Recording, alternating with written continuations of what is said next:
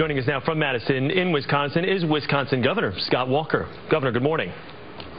Good morning, Chris. So we just heard from Cynthia's report a second ago. Your Democratic state senators have all fled the state. Schools have been closed. The State House, for all intents and purposes, is a madhouse right now. And you've talked about potentially mobilizing the National Guard. So has your position softened at all here? No, this is a bold political move, but it is a modest request of our employees. And in fact, I should make it very clear, there are 300,000 state and local government employees. The vast majority of them for days have been showing up to work just like we pay them to do. The state senators who are hiding out down in Illinois should show up for work, have their say, have their vote, add their amendments, but in the end, we've got a $3.6 billion budget deficit we've got to balance.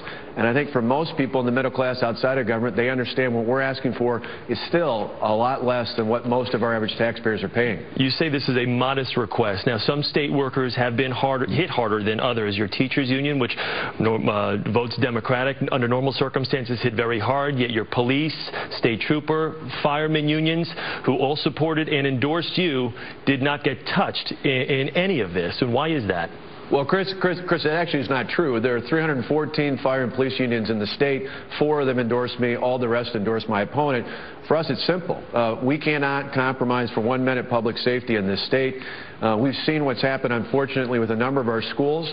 It is illegal to strike in this state. We can't compromise our public safety. But the bottom line is we've got to balance a budget. The people who are here, the thousands of protesters, union protesters, at least those from Wisconsin, there are plenty of others coming in from across the country, but those from Wisconsin have a right to be heard. But the millions and millions of taxpayers in the state have a right to be heard as well, and we can't raise taxes to balance this budget or we'll cripple the economy that already has about a 7.5% unemployment rate. To show that we're open for business, we've got to make it easier to put people to work here, and asking employees to pay half the national average for health care is truly a modest request. But you understand their position with some of the state workers saying you're essentially taking away their voice by trying to break these unions.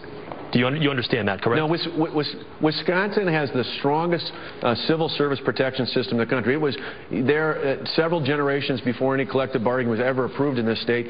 Our workers have protections today. They'll have protections after this bill passes. What you've got are union leaders who don't like the fact that they're not going to be able to mandatorily enforce that every one of the workers here in state and local government have got to be a part of the union. That's why they're here. That's why the national money's here. Union leaders are coming here. But in the end, it's a better deal for those workers at the state and the local level to get their dues back, to be able to have the option of joining or not joining and take that $500–600 and apply it to the health care and pension costs we have.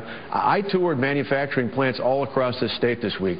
Most of those workers, middle class, working class, blue collar workers, are paying 25 to 50% of their health care premium. We're just asking for 12.6%. Again, I think it is a modest request. It's a bold political move, but it's a modest request, and I think the majority of taxpayers in the state understand, even those who work in union shops outside of government. Governor, thank you very much for taking the time and expressing your position this morning. Governor Scott Walker. Good to be with you.